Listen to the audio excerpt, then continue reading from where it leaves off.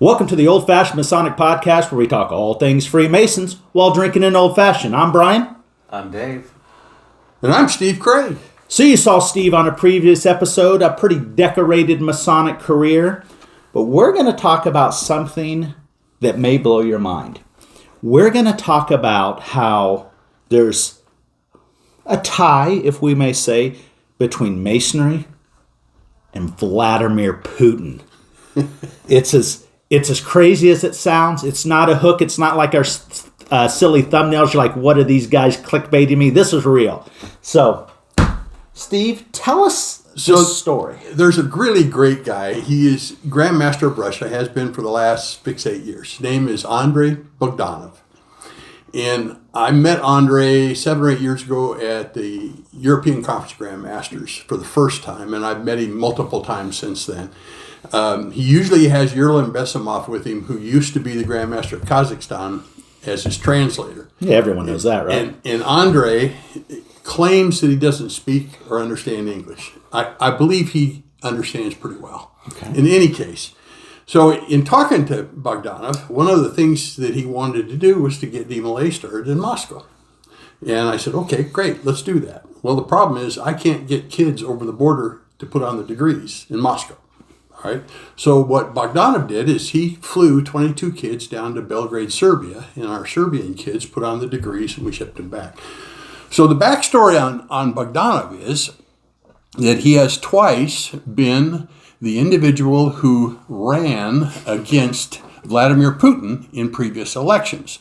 Because under the Russian rules, you don't want to be perceived as being a dictator. Oh, wait, I mean, that would be terrible. They're doing such a great job making us think it's a democracy over there. Yeah. So Bogdanov was the guy who was put up as the straw man and I love your word for that, who was the straw man that gave the people of Russia an alternative to vote for. Now, it's good for Bogdanov to be tight with Putin because otherwise Masonry wouldn't exist in Russia. And he may not live. Yeah. Exactly. Anyway, I mean, there's minor details. I love Andrei to death. He's done a couple things I'm not too happy with in regards to Kazakhstan, but he's a really neat guy. And I think I'll see him here in November at the World Conference of Grandmasters down in Iguazu Falls, Brazil. And might see him in some other places between now and then. But that's the background. So we Masons were the straw man for Putin's election. Okay, so is he a friend with Putin? Did Vladimir call and say, "Hey, I got to make this thing look legit. You look credible"? How did that? Or was he voluntold? He will never explain that part to you. Oh, tell me his name again. Andrei Bogdanov. Mr. Bogdanov. I knew you were a busy guy, and I'm quite certain that you've never been to Kansas. But let me tell you this. If I could get you here on a nice, comfortable jet, you wouldn't have to sit next to anybody. Fly in, come to Kansas, Wichita, biggest city in Kansas, so it's not rural at all. Come to Kansas, sit down, and tell us the story.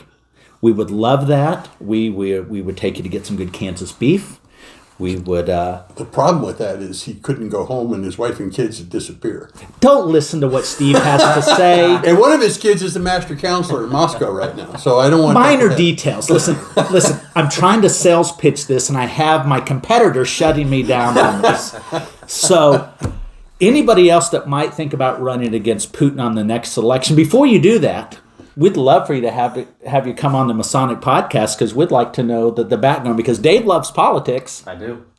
Wonder how many straw men are in modern day politics. Well, talking about Russia, quite a few. So interesting, and I won't go too long on this, but just I knew something about Russian politics before this, and when it comes to, so there isn't a lot of voter shenanigans going on in Russia, as you know, United States accusations. We'll leave that to the side for now, but there really isn't a lot of shenanigans going on with the actual vote itself, because the voter committee or the voter board, whoever approves the candidates going in, they don't allow strong candidates to get in the first place. Yeah. So when it actually comes to the vote, that 70%, that 87% that Putin is getting, that's legitimate. That's legitimate votes. I'm sure there's things in place that if the vote weren't going his way, they could still fix it. But they haven't really needed Is that referred to as death? So I don't know what fix means in this. Explain more. I won't. Okay. And it's not, I mean, you got Maduro in Venezuela. Yeah. You've got the Castros and their regime in Cuba. You've got, I mean, it's not Wait, uncommon. Right. You mean those weren't legit elections either? Yeah, probably not. So strange. Funny story. They would not approve anybody that was taller than Putin. Which Putin, if you look at him compared to our presidents when they've met, He's tall for a girl. He's not an especially tall man, right? Maybe my height or so. And I accidentally hit Dave in the crossfire on that. Sorry about that, Dave. Now, thanks, Brian. No, they don't allow anybody that is more charismatic than him to run, and so they really limit it to people that they know that he can beat. What if they can ride a horse shirtless? Is that also something that they're out? Okay, Yeah, wrestle with the bear. Wrestle with the bear. I got it. Putin's a man's man. So so here's going to be we have conspiracy theorists that watch this. Here's going to be their takeaway.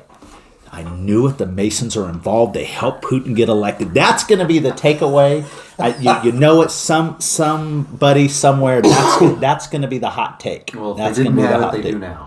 They do now. So, well, thanks for sharing that story. We You're just welcome. wanted to hear that. We had heard it through the rumor mill, and now we know that it's real. It's real. All right. Well, thanks for watching the Old Fashion Masonic podcast. Cheers, empty-handed.